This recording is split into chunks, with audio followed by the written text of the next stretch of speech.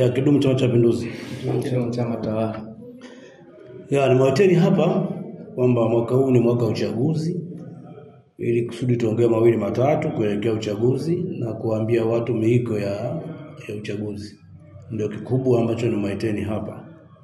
Ilikuwa tarehe 13 mwezi wa 5 tulifanya kikao cha kamati ya siasa na kuangalia mienendo mbalimbali na tofauti ya ambayo inajitokeza katika wilaya ya Kyela. Sasa kama sisi ndio wasimamizi wakuu wa kamati za uchaguzi na vile baadaye tunageuka kwa wajumbe kamati ya kampeni ya uchaguzi katika ngazi zetu, tunasema tuna mambo ambayo tunataka tukumbushane. Ndio hasa kikubwa ambacho kipo. Jambo la kwanza nataka kumshukuru sana, kumpongeza sana mwenyekiti wangu wa Chama cha Mapinduzi CCM Taifa, Dr. Samia Suluhu Hassan, kwa kuteuliwa na kuaminiwa na wana CCM kupeperusha bendera tena ya Chama cha Mapinduzi kuwa mwenyekiti na mgombea wa Chama cha Mapinduzi ambaye alipata kura zote za ndio katika mkutano mkuu. Hizi ni pongezi kubwa ambazo zitolewa na Kyela wote, na huo ni wimbo ambao tunatembea nao. Lakini vile vile ni kumpongeza vile vile Dr. Samia Suluhu kwa kumwamini daktari mwenye falsafa zake, mbobezi kwenye Chama cha Mapinduzi, Dr. Emmanuel Nchimbi kuwa makamu wa rais, kuwa mgombea mwenza ambaye baadaye baada ya uchaguzi anakuwa makamu wa rais. Na ni imani kubwa aliyokuwa nayo kwake, na sisi wana CCM tulimunga mkono kwa kula zote. Tunampongeza sana Nchimbi kwa kuaminiwa na Mama Samia Suluhu Hassan.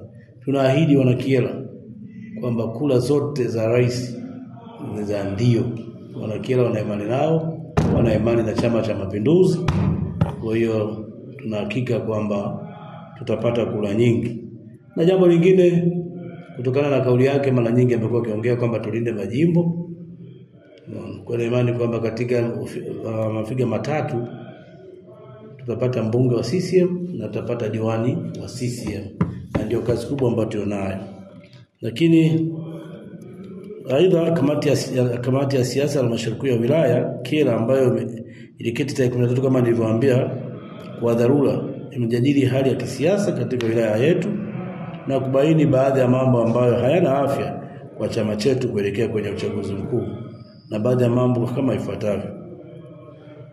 Kwanza, utaratibu uliopo kwamba kampeni hazijafunguliwa, na mpaka hapo itakapotangazwa kama kampeni za uchaguzi itafunguliwa, hata tarehe 28 itakuwa ni mwanzo watachukua fomu, lakini hata ruhusa kufanya kampeni. Na baada ya tarehe 28 kuchukua fomu mwezi wa 6 mwaka huu, baadaye chama kitatangaza muda wa kampeni, itakuwa kuchukua fomu na kurudisha fomu, mtaambiwa na vikao vitaanza, na kampeni zitaweza kufanyika tu pale ambapo majina matatu baada ya mchujo kurudi, wale ndio wataruhusiwa kufanya kampeni. Kwa hiyo tumeona kwamba kumekuwa na tabia ambazo sio rafiki.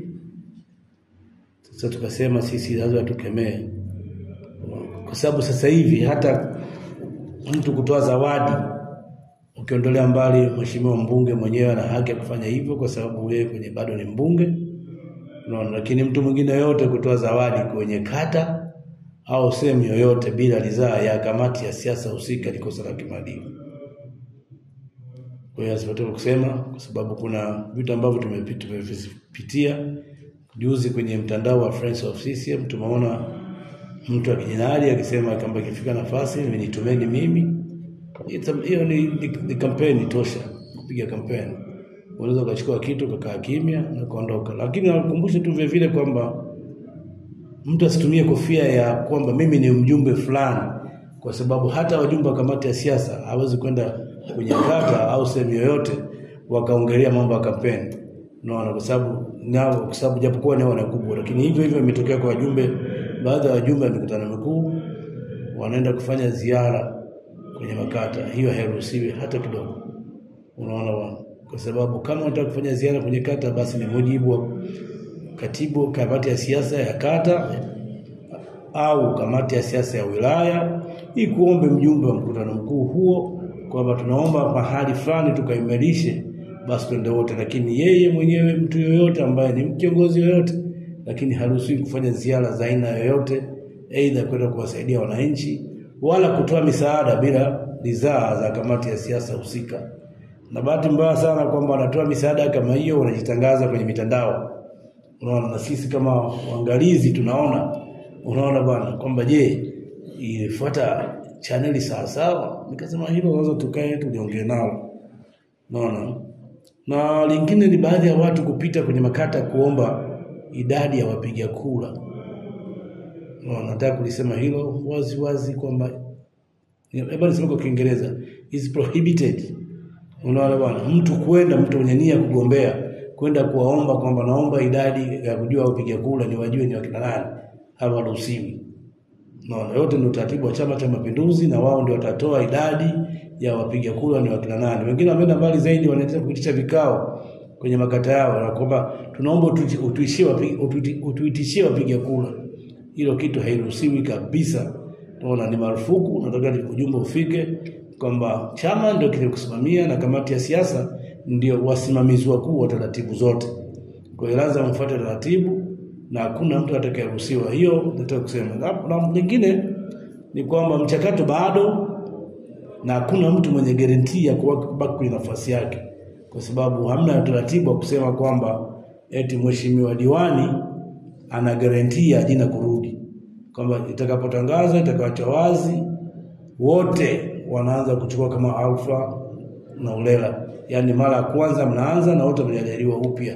Kwa hiyo baada ya bunge kutangazwa, hata mbunge naye vile vile ataomba upya, kwa hamna guarantee ya mtu yeyote ambaye yuko pale kwamba mimi lazima jina lirudi. Nitaka kusema hayo ili kwa sababu watu wengi wanapotosha mambo kwamba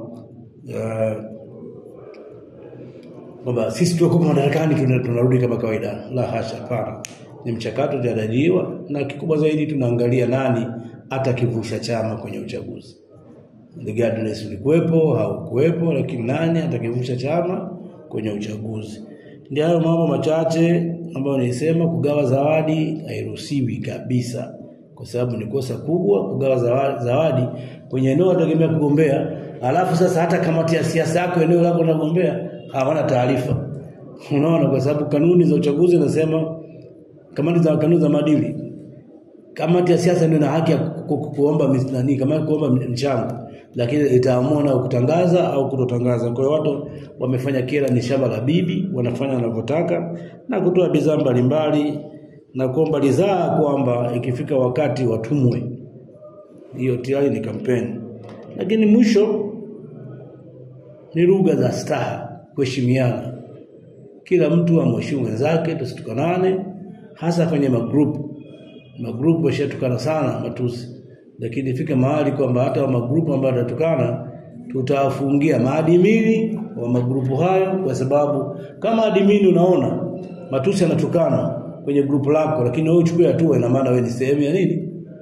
Hiyo hayo matusi. Kwa hiyo sitategemea kwamba sisi tutakaa kimya, watu tutakuwa na nia yoyote ya kukusaidia pale ambapo itapo watu watakulezi concern kwamba group fan iko natukana.